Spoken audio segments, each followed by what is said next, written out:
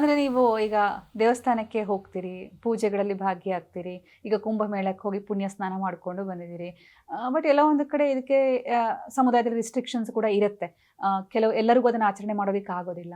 So ನಿಮ್ಗೆ ಅದು ಹೆಂಗ್ ಅನ್ಸುತ್ತೆ? ಅದು ಬಂಧನ ಅನ್ಸತ್ತಾ, ಸ್ವಾತಂತ್ರ್ಯ ಅನ್ಸತ್ತಾ, ಸಂವಿಧಾನ ಕೊಟ್ಟಂತ ಆಯ್ಕೆ ಅಂತ ಅನ್ಸತ್ತಾ? ನಿಮ್ಗೆ ಹೆಂಗ್ ಅನ್ಸುತ್ತೆ? ನೀವು ಅದನ್ನ ಹೆಂಗ್ ನೋಡ್ತೀರಿ? ನಿಮ್ಮನ್ನು ಪ್ರಶ್ನೆನೂ ಮಾಡಿರ್ಬೋದು ಕೆಲವರು ಬಹುಶಃ. ಟೀಕೆ ಮೇಲೆ ಬರ್ತದೆ. ಹಾ, ಆದ್ರೆ ನಾವು ಒಂದು ಕಡೆ ವಿಶ್ವಾಸಬದ್ಧ ಸಮಾಜ ನಿರ್ಮಾಣ ಮಾಡಲಿಕ್ಕೆ ಯಾರದ್ದೊಬ್ಬರು ಇನಿಷಿಯೇಟಿವ್ ತಗೊಳ್ಳಬೇಕಲ್ಲ. ಎಲ್ಲರೂ ಈ ರೀತಿ ಹೆದರಿಕೊಂಡು ಕೂತ್ಕೊಂಡ್ರೆ ನಾಳೆ ಹೇಗೆ ಒಬ್ಬರಿಗೊಬ್ಬರಿಗೆ ಕನೆಕ್ಟ್ ಆಗೋದು ಹೇಗೆ ಇದರಲ್ಲಿ? ಸೊ ನಮ್ದು ಏನಿದೆ, we have to be a bridge between the community.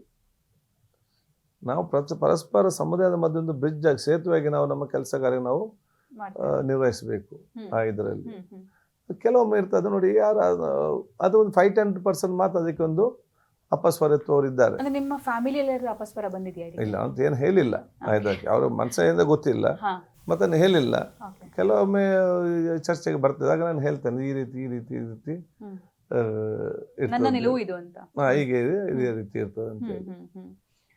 ಆಮೇಲೆ ಯಾಕಂದ್ರೆ ಈಗ ಕರಾವಳಿ ಅಂತ ಪ್ರದೇಶದಲ್ಲಿ, ದಕ್ಷಿಣ ನಾನು ಆ ಭಾಗದಿಂದಲೇ ಬಂದಿರೋದಕ್ಕೆ ನನಗೆ ಗೊತ್ತು. ಅಂದ್ರೆ ಅಲ್ಲಿ ಯಾವ ರೀತಿ ಕ್ಲಾಶ್ ಆಗುತ್ತೆ, ಯಾವ ರೀತಿ ಗಲಭೆಗಳಾಗತ್ತೆ, ಯಾವ ರೀತಿ ಗದ್ದಲ ಆಗುತ್ತೆ, ಸಂಘರ್ಷ ಆಗುತ್ತೆ. ಬೇಸಿಕಲಿ ಅಂದ್ರೆ ಒಂದು ಸಣ್ಣ ವಿಚಾರನೂ ಸಾಕಾಗತ್ತೆ ಅಲ್ಲಿ ದೊಡ್ಡ ವಿಚಾರ ಆಗೋದಕ್ಕೆ. ಸೊ ಅಲ್ಲಿ ನಿಮಗೆ ಈ ಒಂದು ಸಹಿಷ್ಣುತೆ, ಸೌಹಾರ್ದತೆ ಇದನ್ನೆಲ್ಲ ತಂದು, ಆಮೇಲೆ ಸತತವಾಗಿ ನೀವು ನಿರಂತರವಾಗಿ ಗೆದ್ದು ಬಂದಂತಹ ಶಾಸಕರಾಗಿರ್ತೀರಿ, ರಾಜಕೀಯ ನಾಯಕರಾಗಿರ್ತೀರಿ, ಎಲ್ಲರ ಜೊತೆಗೂ ಒಂದು ಎಲ್ಲ ಪಕ್ಷಾತೀತವಾಗಿ ಕನೆಕ್ಷನ್ ಇಟ್ಕೊಂಡಿರುವ ನಾಯಕರಾಗಿರ್ತೀರಿ. ಇದು ಅಚೀವ್ ಮಾಡೋದು ತುಂಬಾ ಕಷ್ಟ ಅಲ್ವಾ? ನಾನು ಕರ್ನಾಟಕದ ಬೇರೆ ಭಾಗದಲ್ಲಿ ಈ ಮಾತು ಹೇಳ್ತಿರ್ಲಿಲ್ಲ, ಬಟ್ ಕರಾವಳಿ ಆಗಿದ್ದಕ್ಕೆ ನಾನು ಹೇಳ್ತಾ ಇರೋದು.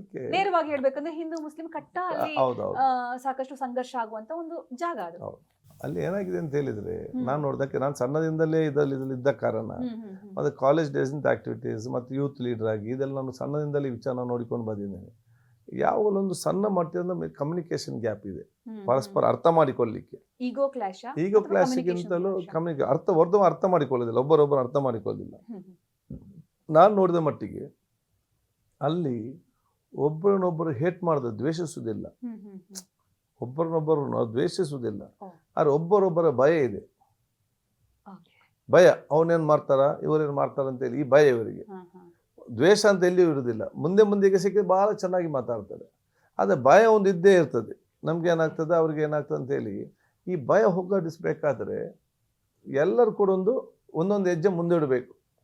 ಆಟೋಮೆಟಿಕ್ ಭಯ ಎಲ್ಲವೂ ಕೂಡ ದೂರ ಆಗ್ತದೆ. ಈಗ ನಾವು ನಮ್ಮನ್ನು ಗೊತ್ತಿರಲಿಲ್ಲ, ಆಗ ನಮ್ಮ ಬಗ್ಗೆ ಎಷ್ಟೋ ಭಯದ ವಿಚಾರಗಳು ಇನ್ನೊಬ್ಬರ ಮನಸ್ಸಲ್ಲಿ ಇರ್ತದೆ. ನಾವು ಭೇಟಿಯಾದಾಗ ಅವ್ರು ಹೇಳ್ತಾರೆ, ನಮ್ಗೆ ಗೊತ್ತಿರಲಿಲ್ಲ ಮಾರ ಈ ರೀತಿ ವ್ಯಕ್ತಿತ್ವ ಅಂತೇಳಿ ನಾವು ಏನೋ ಬೇರೆ ಅಂತ ಎನಿಸಿದೆ ಅಂತೇಳಿ. ಸೊ ಪರಸ್ಪರ ಒಬ್ಬರೊಬ್ಬರು ಅರ್ಥ ಮಾಡಿಸಿಕೊಂಡು ಹೋಗುವುದು ನಮ್ಮ ಸೊಸೈಟಿ ದೊಡ್ಡ ಜವಾಬ್ದಾರಿ. ನನಗೆ ಆಗಿದೆ ಹೇಗೆ ಗೊತ್ತಾಯ್ತು ಅಂತ ಹೇಳಿದ್ರೆ, ನನ್ನಲ್ಲಿ ಆಕ್ಟಿವಿಟೀಸ್ ಇದ್ದಾಗ ನನ್ನ ಕ್ಲೋಸ್ ಫ್ರೆಂಡ್ ಇದ್ದ, ಹಿಂದೂ ಸಹೋದರ. ಅವನು ಕೈಗೆ ಎಲ್ಲ ಕಟ್ಟುದು, ನಾಮ ಎಲ್ಲ ಹಾಕಿ ಗಡ್ಡೆಲ್ಲ ಬಿಟ್ಟುದು ಅವನದು.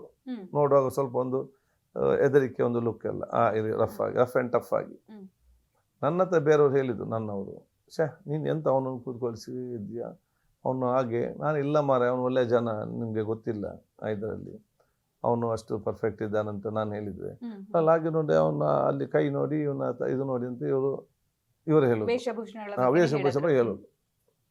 ನಾನು ಇವತ್ತೊಂದು ದಿವಸ ಕೇಳಿದೆ, ನೀನು ಇಷ್ಟು ಸಾಧು ಇದೆಯಾ ಮಾರ, ಇಷ್ಟು ಕರೆಕ್ಟ್ ಆಗಿದ್ಯಾ, ಎಷ್ಟು ಎಲ್ಲ ಜೊತೆ ನೀನು ಚೆನ್ನಾಗಿ ನಿನಗೆ ಇದಿದೆ, ನೀನು ಮತ್ತೆ ಇದೆಲ್ಲ ಯಾಕೆ ಈ ಎದುರ ರೀತಿಯಲ್ಲಿ ನೀನು ಇದೆಲ್ಲ ಮಾಡುದು ಅಂತೇಳಿ.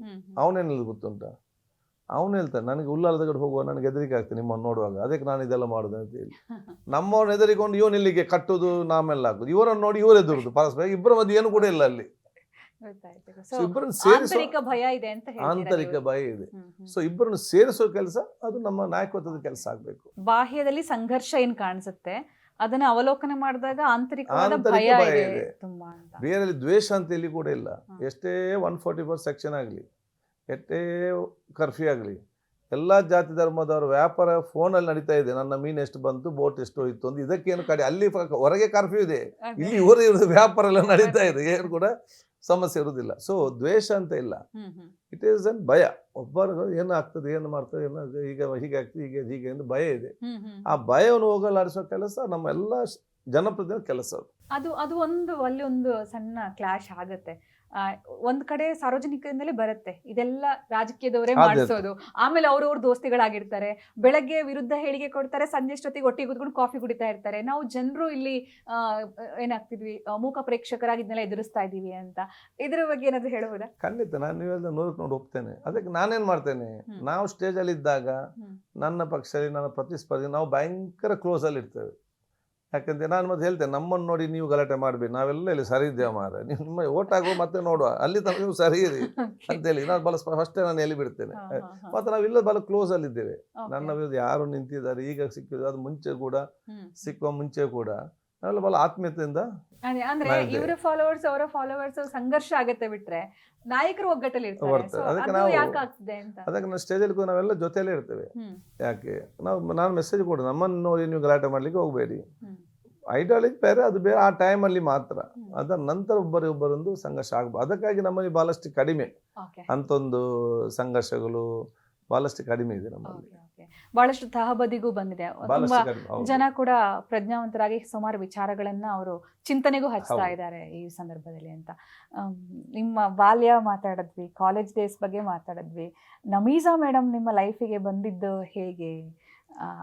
ನೀವು ಲವ್ ಲೆಟರ್ ಬರ್ದಿಲ್ಲ ಅಂದ್ರೆ, ಪ್ರೀತಿ ಪ್ರೇಮದ ಕಡೆ ತಿರ್ಗಿನೂ ನೋಡಿಲ್ಲ ಅಂದ್ರೆ, ಒಂದು ಸಿನಿಮಾ ಅನ್ನು ಸರಿಯಾಗಿ ನೀವು ಎಂಜಾಯ್ ಮಾಡ್ಕೊಂಡು ನೋಡಿದವರು ಅಲ್ಲ, ಅಷ್ಟು ಫೋಕಸ್ಡ್ ಆಗಿದ್ರಿ ರಾಜಕೀಯದ ಬಗ್ಗೆ. ಅಂಥವರ ಲೈಫಲ್ಲಿ ಒಂದು ಹೆಣ್ಣು ಪ್ರವೇಶ ಆಗತ್ತೆ. ಸೊ ಅದು ಆ ಕ್ಷಣ ಹೇಗೆ, ಯಾವಾಗ, ಅದು ಹೇಗಾಯ್ತು? ಇಲ್ಲ, ಈಗ ನಮ್ಮ ಮನೆಯವರೇ, ತಾಯಿಯವರೇ ಅರೇಂಜ್ ಮ್ಯಾರೇಜ್ ಆಗಿ ನೋಡಿದ್ದು. ಮತ್ತು ನಮ್ಮಲ್ಲಿ ಮದುವೆ ಮುಂಚೆ ಒಮ್ಮೆ ನೋಡ್ಲಿಕ್ಕಿದೆ ಹೋಗಿ ಆಯ್ದಲ್ಲಿ, ಆಗ ನಾವು ನೋಡಿದ್ದೆ. ನಾನು ಎಲ್ಲಿ ಆ ಒಂದು ಇದೇ ಇಂಥ ಮೀಟಿಂಗಲ್ಲಿ ಇದ್ದೆ, ನಾನು ಅಲ್ಲಿಂದಲೇ ಹೋದೆ. ಯಾಕೆ ಇನ್ನು ಚೆನ್ನಾಗಿ ಡ್ರೆಸ್ ಮಾಡಿಕೊಂಡು ಮತ್ತೆ ಸಮಸ್ಯೆ ಆಗೋದು ಬೇಡ, ಇದ್ದಂಥ ಎಲ್ಲ ರಿಜೆಕ್ಟ್ ಆಗಿ ಈಗಲೇ ರಿಜೆಕ್ಟ್ ಆಗಲಿ ಅಂತ ಹೇಳಿಕೊಂಡು ಹೆಂಗೆ ಹೋಗಿದ್ರಿ ನೀವು? ಆಗ ಎಲ್ಲೇ ಮೀಟಿಂಗ್ ಅಲ್ಲಿ ಇದ್ದೆ. ಅದೇ ವೈಟ್ ಅಂಡ್ ವೈಟ್ ಇತ್ತು, ಫುಲ್ ಮಣ್ಣಲ್ಲಾಗಿತ್ತು ಬೆಳಿಗ್ಗಿಂದ ಸಂಜೆ ತನಕ. ನಾನೇನು ಹಾಗೆ ಡೈರೆಕ್ಟ್ ಅಲ್ಲಿಂದಲೇ ನ್ಯಾಚುರಲ್ ಸ್ಟಾರ್ ಇದರಲ್ಲಿ ಅದಕ್ಕೆ. ಹೌದೌದು, ಫಸ್ಟ್ ಲುಕ್ ಅಲ್ಲೇ ಓಕೆ ಆಯ್ತಾ? ಹೌದು, ಅದೇನು ನಿಮಗೆ ಓಕೆ ಆಯ್ತಾ ಅಥವಾ ಮನೆಯವರಿಗೆ? ಎಲ್ಲರಿಗೂ ನಮಗೂ ಅಲ್ಲಿಂದ ಮದುವೆ. ಹೌದು. ಅದಾದ್ಮೇಲೆ ಅಂದ್ರೆ ನಮೀಸಾ ಮೇಡಮ್ ಅವ್ರದೇ ಆದಂತ ಒಂದಷ್ಟು ತತ್ವಗಳನ್ನ ಇಟ್ಕೊಂಡಿರೋರು, ಉದ್ಯಮಿಯವರು, ಜೊತೆಗೆ ನಿಮ್ಮನ್ನ ತುಂಬಾ ಕಂಟ್ರೋಲ್ ಮಾಡ್ತಾರ ಕೆಲವು ವಿಚಾರಗಳಲ್ಲಿ ಅಂತ ಒಂದು ಪ್ರಶ್ನೆ ಇದೆ. ಯಾಕಂದ್ರೆ ನೀವು ಒಂದ್ಸತಿ ನಂಗೆ ನೆನಪಿದೆ, ಪ್ರಮಾಣ ವಚನ ಕಾರ್ಯಕ್ರಮಕ್ಕೆ ನೀವು ತುಂಬಾ ಕಾಸ್ಟ್ಲಿ ಬಟ್ಟೆ ಹಾಕೊಂಡು ರೆಡಿ ಆಗಿದ್ರಿ. ಬಟ್ ಮೇಡಮ್ ಹಠ ಮಾಡಿಸಿ, ಈ ಡ್ರೆಸ್ ಹಾಕಂಗಿಲ್ಲ, ಇದು ಬೇಡ ಅಂತ ಹೇಳಿ ತುಂಬಾ ಸಿಂಪಲ್ ಡ್ರೆಸ್ ಹಾಕ್ಸಿ ನಿಮ್ಮನ್ನ ಕಳಿಸಿದ್ರು ಅಂತಂದ್ರೆ, ಇದನ್ನ 2 ತರ ನೋಡ್ತೀವಿ. ಒಂದು, ಸರಳತೆ ತುಂಬಾ ಇಷ್ಟ ಅವರಿಗೆ ಅನ್ನೋದು. ಎರಡನೇದು, ಮೇಡಮ್ ಎಷ್ಟು ಕಂಟ್ರೋಲ್ ಮಾಡ್ತಾರೆ ಸ್ಪೀಕರ್ ಸಾಹೇಬ್ರನ್ನ ಅಂತ.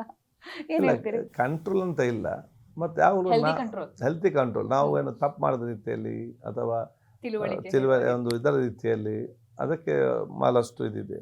ಮತ್ತೆ ಎಲ್ಲ ರೀತಿಯ ನನ್ನ ಯಶಸ್ಸಿಗೆ ಎಲ್ಲ ರೀತಿಯ ಸಹಕಾರ ಕೂಡ ಇದೆ. ಯಾಕೆ ನಾವು ಈ ಬ್ಯುಸಿ ಶೆಡ್ಯೂಲ್ ಅಲ್ಲಿ ಇರ್ತೇವೆ, ಫ್ಯಾಮಿಲಿ. ನಮ್ಮ ಇಷ್ಟೋ ತನಕ ಒಂದು ಬೀಚಿಗೆ ಕರ್ಕೊಂಡೋಗಿ ನಾನು ಕೇಳೂ ಇಲ್ಲ, ನಾನು ಕರ್ಕೊಂಡು ಹೋಗ್ಲೂ ಇಲ್ಲ, ಅಥವಾ ಪಾರ್ಕಿಗೆ ಕರ್ಕೊಂಡೋಗಿ ಅಂತ ಇಲ್ಲ. ಯಾವಾಗ ಕೇಳಿದ್ರೆ ಒಂದು ತಿಂಗಳಿಗೆ ಅಟ್ಲೀಸ್ಟ್ ಒಂದು ದಿವಸ ಆದರೂ ಕರೆಕ್ಟಾಗಿ ಮಾತಾಡಲಿಕ್ಕೆ ಸಿಕ್ಕಿ ಅಂತ ಹೇಳುವುದು ಇದೆ ಆ ಟೈಪ್ನಲ್ಲಿ. ಮತ್ತು ನಾವು ಯಾರ ಹತ್ರ ಜೋರಾಗಿ ಮಾತಾಡಬಾರ್ದು. ಯಾಕೆ ಕೇಳ್ತಾರೆ, ಯಾಕೆ ಜೋರಲ್ಲಿ ಮಾತಾಡೋದು, ಮೆಲ್ಲನೆ. ಮತ್ತು ಬಡವರ ಕಂಡ್ರೆ ಜಾಸ್ತಿ ಕರುಣೆ ಇದರಲ್ಲಿ ಹೆಚ್ಚಿನ ಸಹಾಯ ಮಾಡಿ, ಆ ರೀತಿಯ ಎಲ್ಲ ಉತ್ತಮವಾದ ನಮಗೇನು ಗುಣ ಬೇಕಾ ಅದೆಲ್ಲ ಅದೇ ಅಷ್ಟಿದೆ. ಮತ್ತೆ ಜಾಸ್ತಿ ಆಡಂಬರ ಇರಬಾರ್ದು.